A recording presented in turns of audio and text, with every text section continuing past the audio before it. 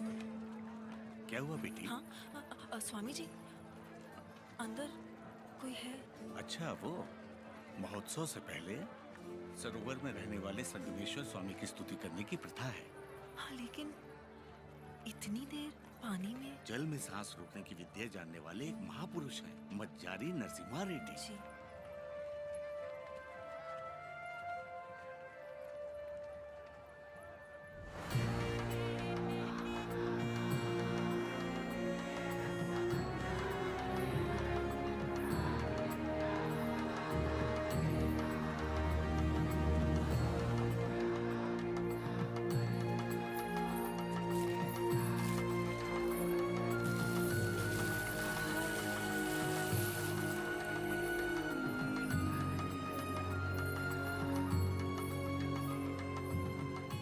आज कई सालों बाद तुम्हारे लाए हुए वस्त्रों से भगवान का फिर श्रृंगार हो रहा है बाबा खान। ये हमारे भाई नरसिम्हा रेड्डी की महिमा है कि अंग्रेजों का बंद करवाया हुआ ये उत्सव फिर से शुरू हो गया। या अल्लाह, इस जश्न को किसी की नजर न लगे। सब मिलकर दुआ करो।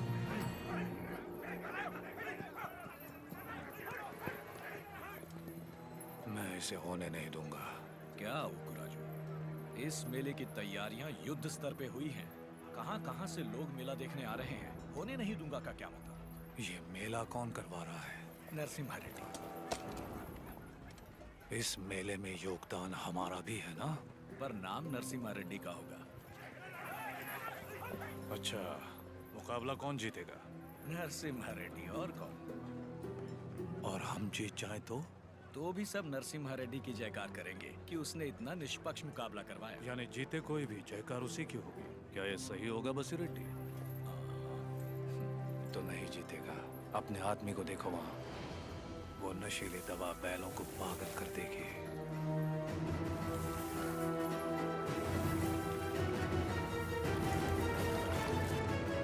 नरसिम्हा रेड्डी हो या फिर भगवान नरसिम्हा ही क्यों ना हो, ये मुकाबला कोई नहीं करवा सकता। बुली रेड्डी, दवा और ज्यादा मिला दो। ये मुकाबला क्या महोत्सव ही नहीं होना चाहिए।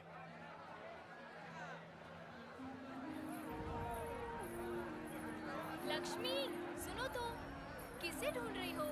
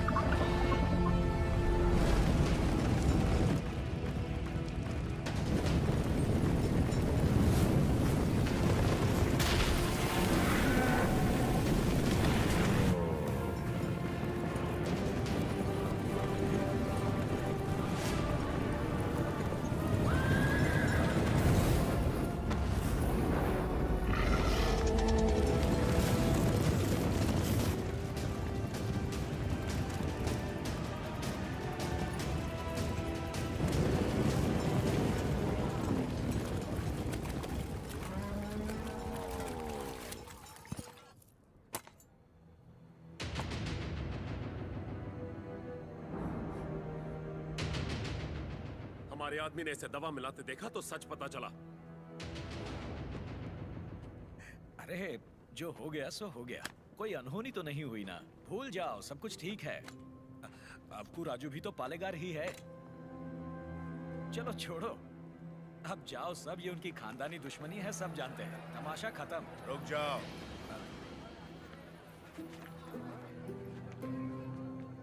यहाँ वो अकेला पालेगार नहीं है, कुल मिलाकर हम 61 पालेगार हैं यहाँ। पूरी की पूरी प्रजा भी मौजूद है। यह उत्सव सबका है बसी रेड्डी। राजा हो या प्रजा, न्याय सबके लिए बराबर है। अवकू राजू को क्षमा मांगनी ही पड़ेगी।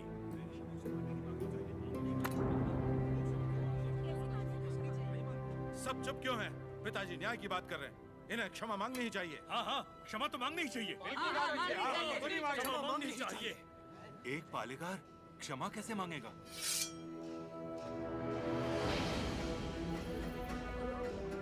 अपना सर काट दूंगा, लेकिन क्षमा नहीं मांगूंगा।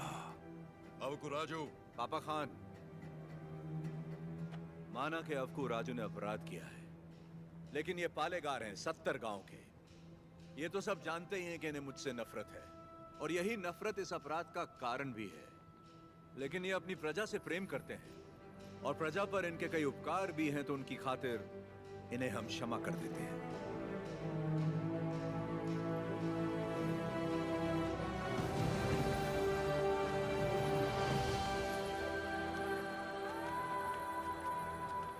नरसिम्हा रेड्डी, तुम मुझ में अच्छाइयां देखते हो, ये मुझे अच्छा नहीं लगता। ये मेरी ईर्ष्या नहीं, मेरा स्वाभिमान है नरसिम्हा रेड्डी।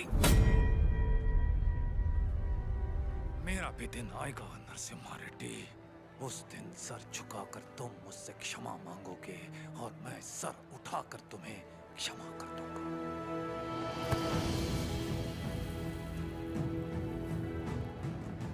इस मिट्टी में वीरता है। ये वीरता तुम में भी है और मुझ में भी। अपनी ये वीरता दुश्मनी पर नहीं, अपने देश पर खर्च करो। उसके बाद मैं तुम्हारे आगे सर झुका भी सकता हूं, और वक्त आने पर तुम्हारे लिए सर कटा भी सकता हूं।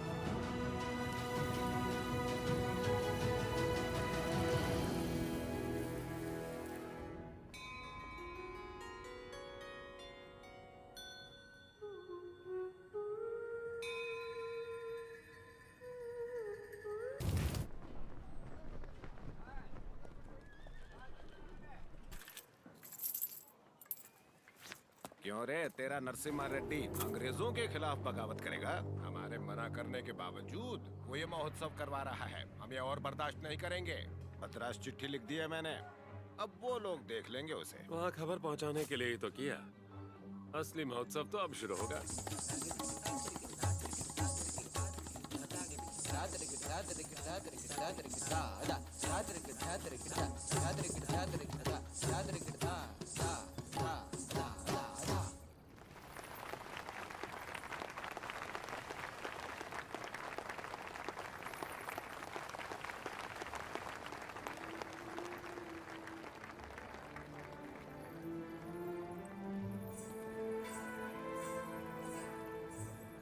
अद्भुत।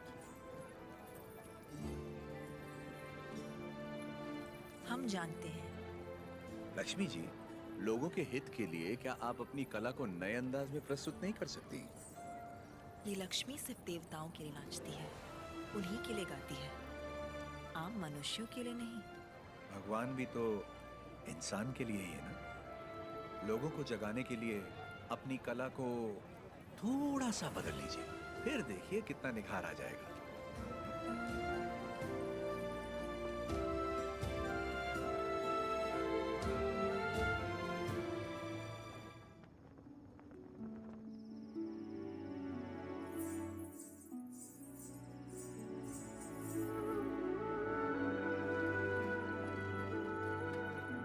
क्या हुआ? अभी भी उनके बारे में सोच रही है? पता नहीं, डरती हूँ मैं कहीं उनकी बातों में खो न जाऊं।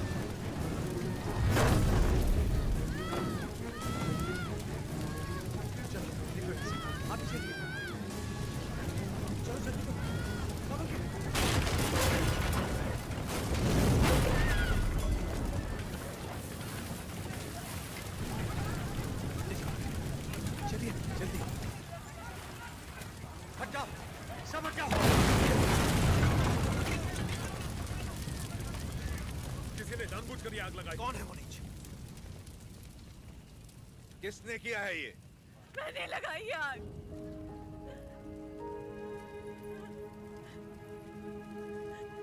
मैंने लगाई। जिस घर में तुम दीप जलाती थी उसी घर को तुमने जला दिया? तो और क्या करती? कभी हम राजाओं की तरह रहते थे, अंग्रेज आए और इस भूमि को दरिद्र कर दिया। उसमें 2 साल हो गए हमें सूखे की मार सहते। किसी तरह हमने आधी अधूरी फसल उगाई, वो भी अंग्रेज लगान के तौर पर उठा ले गए।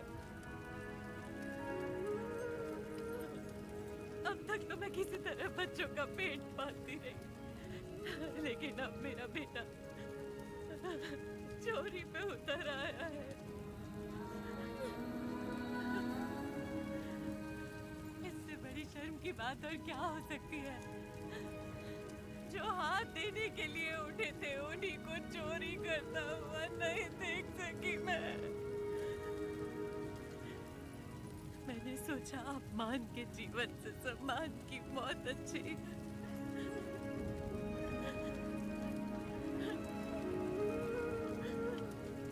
क्या हुआ बेटा? तुम्हें भूख लगी थी? माँ हमें खिलाती और खुद भूखी रहती। मैंने पड़ोसी के घर में खाना देखा तो माँ के लिए ले आया। क्या ये पाप है?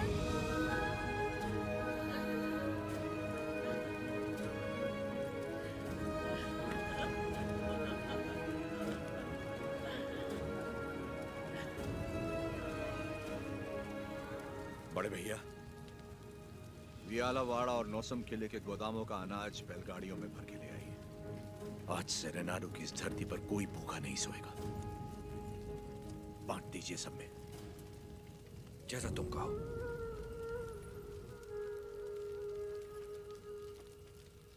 चोरी करना पाप होता है बेटा। चोरी मतलब? जो चीज हमारी नहीं उसे हाथ लगाना चोरी है। और हमारी हो तो वो हमारा हक है, उसे नहीं छोड़ना चाहिए।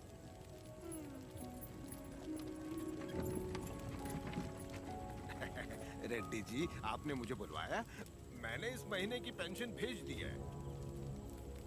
राघवाचारी, जब तक अच्छी फसल होती रही, ये लोग तुम्हें समय पर लगान दे रहे थे या नहीं? बिल्कुल दे रहे थे सरकार। तो जाकर अपने मालिकों से कह दो, सूखे में लगान नहीं मिलेगा। क्या कहा? ये कहा कि अगले साल भी लगान नहीं मिलेगा। मैं समझा नहीं। ना माने तो हम उनकी हड्डियों का हल बनाकर अपने खेत जोतेंगे और दुगना लगान चुका देंगे। आफत आ गई तो? आने दो, मुझे उसी दिन का इंतजार है।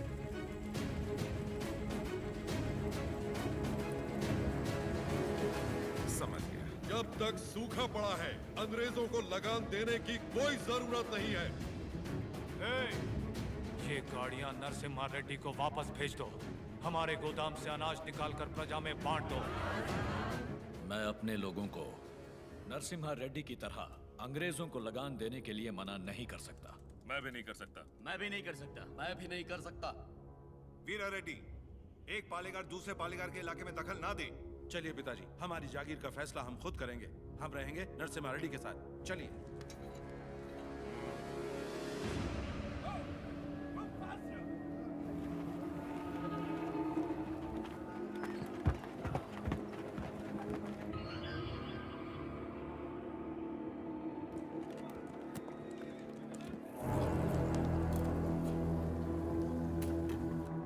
मद्रास प्रेसिडेंसी एक साल में जितना टैक्स भरती है उसमें पूरा लंदन 25 साल तक बैठ के खा सकता है। ये दत्ता मंडलम से इतना कम टैक्स क्यों आया है? वहाँ से शुरू से ही टैक्स इकट्ठा करना मुश्किल रहा है सर। रीजन?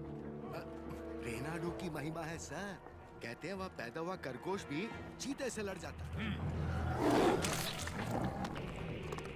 बात यह है कि वहाँ के पालेगार और प्रजा से परेशान होकर निजाम जी ने वो जमीन आपको सौंप दी है। तभी तो उसे दत्त मंडलम कहते हैं। वहाँ अक्सर सूखा पड़ता है, लेकिन वो लोग किसी के आगे हाथ नहीं फैलाते। टैक्स तो वो देंगे, लेकिन अपने मन का। जरूरत पड़ी तो उन सबको मार के टैक्स ले आओ। मार तो वो भी हमें सकते हैं। थॉमस मुनरो के राइटवरी एक्ट ने उनके सारे पावर छीन लिए, लेकिन लोग अपने पालेगारों पर जान देते हैं। सच तो ये है सर, हमारे लोग भी उनसे डर के मारे कांपते हैं। Tell me in one sentence. उయ్యాలవాడ Narasimha Reddy, वो उन सब की ताकत है सर। तुमने उसे देखा है कभी? देखा तो नहीं, लेकिन उसके बारे में कहानियां सुनी है। 10 बरस की उम्र में एक आदमखोर चीता मार के अपने कंधे पर उठा लाया था। You Indians are all bloody barbarians, Madhavaya. सुनी सुनाए बातों पर भरोसा कर लेते हो। उस एरिया को कलेक्टर नहीं, बल्कि चाहिए एक हंटर।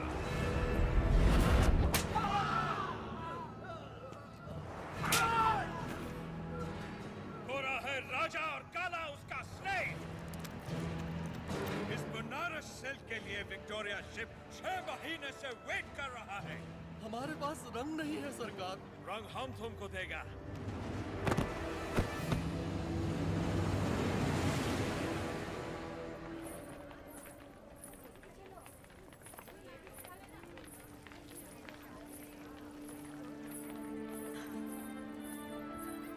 ये ब्याह नहीं, त्योहार है। हिंदू मुसलमानों के बीच प्रेम का त्योहार। ये आओ।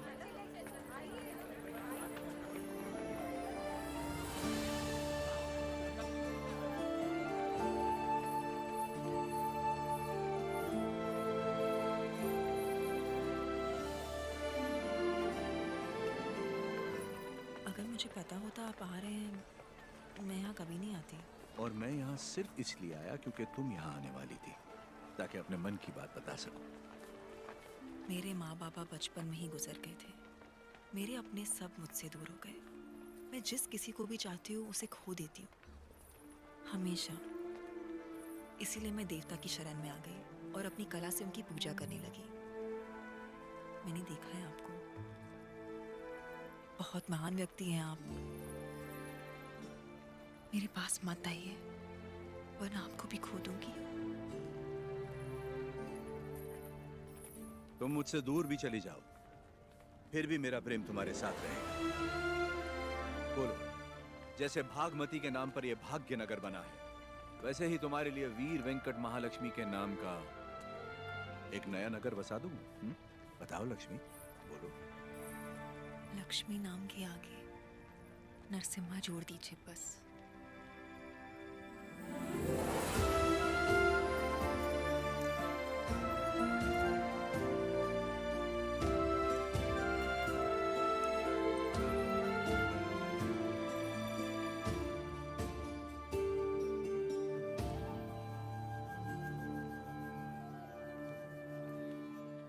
स्वामी, नोसम किले को खबर भेजती है। नरसिम्हा रेड्डी वहाँ भी नहीं है। और आज कार्तिक पूर्णिमा है, उसे टीले पर दीपक जलाना है। उसे याद तो होगा ना? वो हर कार्तिक पूर्णिमा के दिन दिया जलाता आया है, आज भी वही जलाएगा।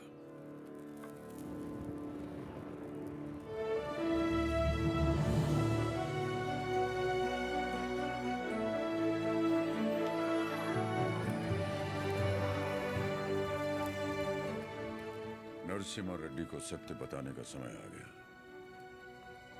कल यज्ञ की तैयारी कीजिए।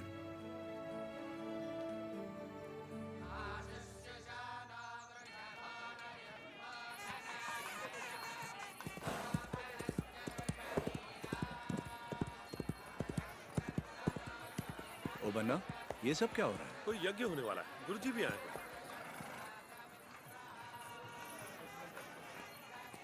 प्रणाम गुरुदेव। आयुष्मान भव। सीमा में अकाल पड़ा है, वर्षा के लिए यज्ञ करना होगा। चलो, जैसी आपकी आज्ञा। तैयार हो जाओ। नरसिम्हा जी माँ। ये वस्त्र पहन लो। ठीक है माँ। बोल ना, आप बोलिए ना। नहीं नहीं, तू बोल। माँ, हाँ, कुंवारे पुरुषों को तो यज्ञ नहीं करना चाहिए ना, तो फिर मैं कैसे? तुम्हारा विवाह बचपन में हो चुका है, सिद्धमा के साथ हो चुका है नरसिम्हा।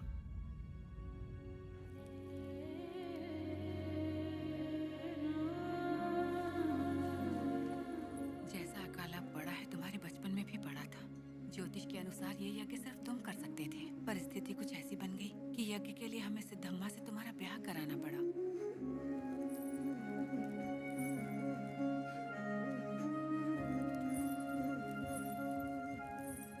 यज्ञ की खातिर हमने ये सब कर तो दिया, फिर पता चला तुम्हारी कुंडली में दोष है। तुम और तुम्हारी पत्नी 24 वर्षों तक एक दूसरे को देख नहीं सकते थे, वरना तुम्हारे प्राण संकट में आ जाते। तो हमें तुम दोनों को अलग करना पड़ा। दोबारा यज्ञ की घड़ी आते ही तुम्हारा दोष समाप्त हो गया। सिद्धमा के साथ तुम्हारा विवाह देवताओं का निर्णय है। जाओ आगे बढ़ो। लोगों के अश्रु मिटाने के लिए सिद्धमा के साथ यज्ञ करो।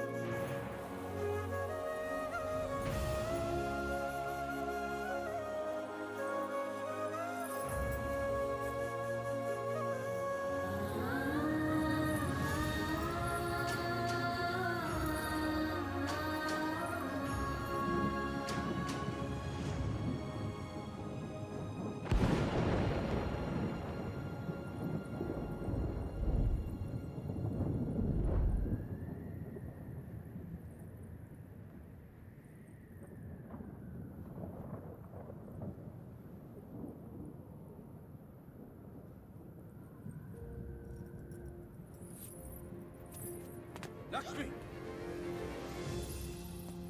तुम अपने आप को मृत्युदंड क्यों दे रही हो? अपराध तो मुझसे हुआ है, तो मुझे दंड दो। ये सब सहने की ताकत नहीं है मुझ में। ये मेरे साथ ही क्यों होता है? हमारे माता पिता तो ईश्वर चुनता है, अपना सुहाग तो मैं खुद चुन पाती, लेकिन मुझसे ये अधिकार भी छीन लिया गया। कम से कम मेरी मौत तो मुझे चुनने दीजिए। रुको। ईश्वर हर किसी को कला नहीं देता है, और तुम्हारी कला तो लोगों में नई जागृति पैदा कर सकती है। ये कला ना तुम्हारे लिए है ना उस ईश्वर के लिए, ये लोगों में नई प्रेरणा जगाने के लिए। तुम्हें अपने प्राण देने का कोई अधिकार नहीं है। मर के जब हम ईश्वर के पास जाएं तो हमें इस लायक होना चाहिए कि उससे आंखें मिला सके, गर्व से कह सके कि हम मरने से पहले जी भर कर जिए, आखिरी सांस तक जिए। हर जीवन का एक प्रयोजन होना चाहिए, बल्कि हर मृत्यु एक नए जीवन का शुभ आरंभ होना चाहिए। जिस दिन अपने जीवन का लक्ष्य पा लिया, उसी दिन अपनी मृत्यु का उद्देश्य भी पाओगे।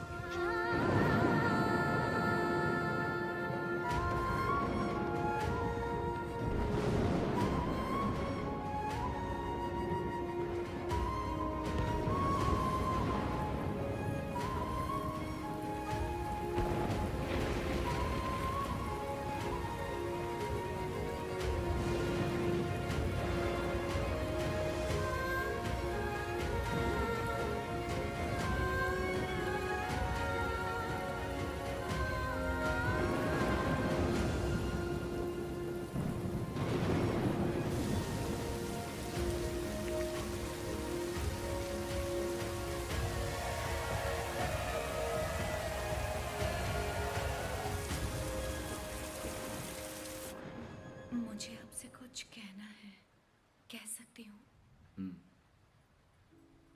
ये ब्याह आपकी इच्छा से नहीं हुआ है ना? बचपन का ब्याह है, इच्छा अनिच्छा का सवाल ही कहाँ उठता है।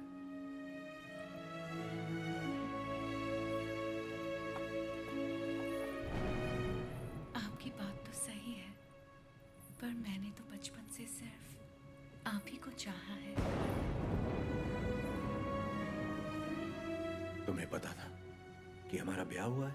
और क्या, मुझे तो बचपन से ही पता था। बचपन से लेके आज तक आप ही मेरे संसार हैं। आपके लिए न जाने कितनों से लड़ी हूँ, यहाँ तक कि अपनी अम्मा से भी। सब कहते थे कि अगर मैंने आपको देखा तो दोष लगेगा, इसलिए आपसे कभी मिल नहीं पाई। आप यकीन नहीं करेंगे, नींद खुलते ही पहले आपके बारे में पूछती थी। आपकी वीरता भरी कहानियां सुनकर बहुत खुश होती थी।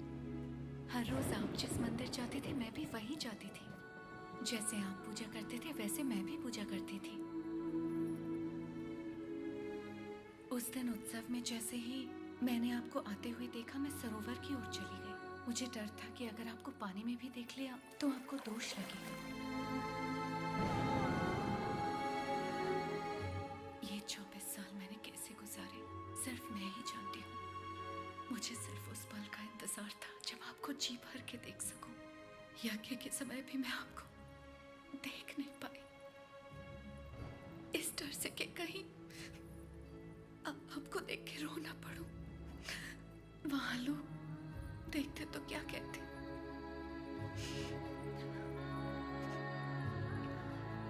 आप कहें तो आप देख लो।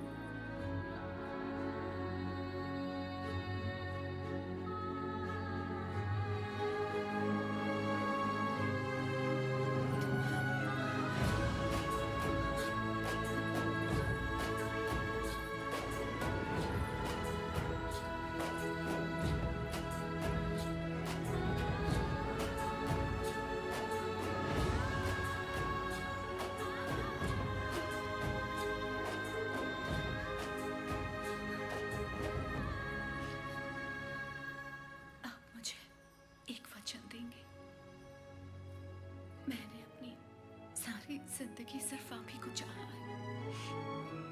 मैं आपको कभी नहीं रोकूंगी, चाहे जैसे रहिए, लेकिन आप एक वचन दीजिए कि मुझे कभी नहीं छोड़ेंगे।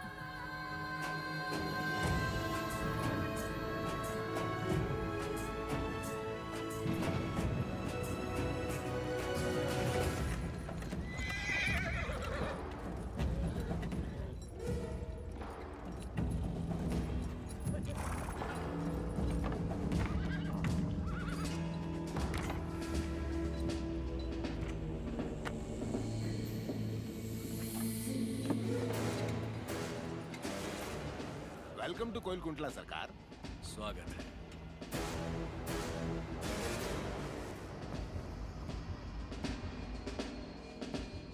ये इलाका बहुत ज्यादा पीसफुल लगता है।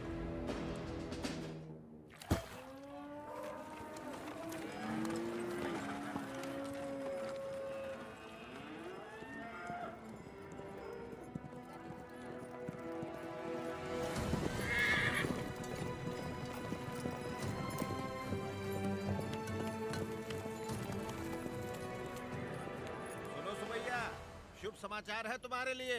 अब तुम्हें फसल पर लगान देने की कोई जरूरत नहीं है, बस जमीन पर देना होगा। भेजे में नहीं घुसी बात। अब से फसल पैदा हो या ना हो, जितनी जमीन है उतना लगान देना ही होगा। गया सरकार, हमसे तो फसल का ही लगान नहीं दिया जा रहा। ऐसे में अगर पैदावार ना हुई तो कहां से देंगे लगान? तो फिर कानून के मुताबिक ये जमीनें हमारी। इन मजदूरों को इनकी मेहनत का जो बनता है दे दो रघुवंशा। जी सरकार। हम मजदूर? सरकार, ये जमीन हमारी माँ है। माँ के बिना कैसे जिएंगे सरकार? कहाँ तक है तुम्हारी जमीन? उस पहाड़ी तक है सरकार, कुल 5 गांव। अपने जमीन को बचाने के लिए तुम कुछ भी कर सकता है। जान दे सकते हैं सरकार।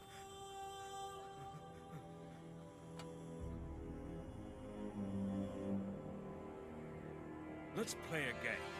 यहाँ से जितने दूर तुम दौड़ सकता है दौड़ो। जितनी जमीन पर तुम दौड़ गए वो जमीन तुम्हारी हुई।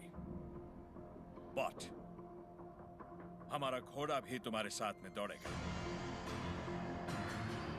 अगर वो एक कदम भी तुमसे आगे निकला तो वहां से जमीन हमारी हो जाएगी। लेकिन अगर तुम हमारे घोड़े से आगे निकल गए तो वहां से जमीन तुम्हारी। तुम्हें शर्त मंजूर है?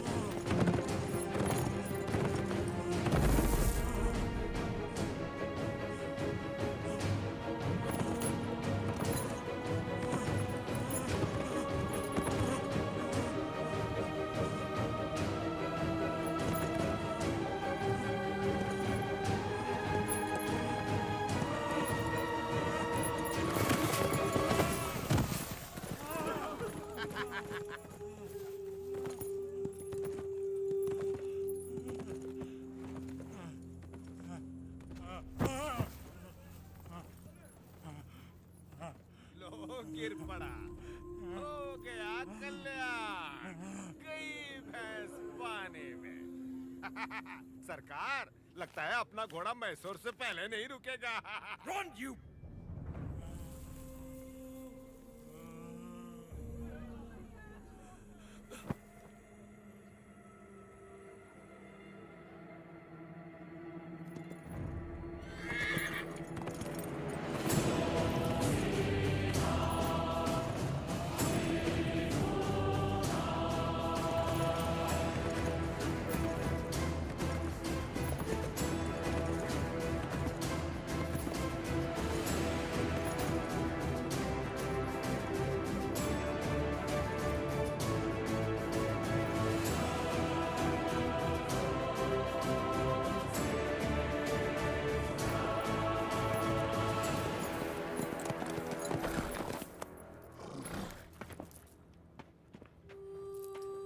उठो सुबैया, ये लो, आराम से।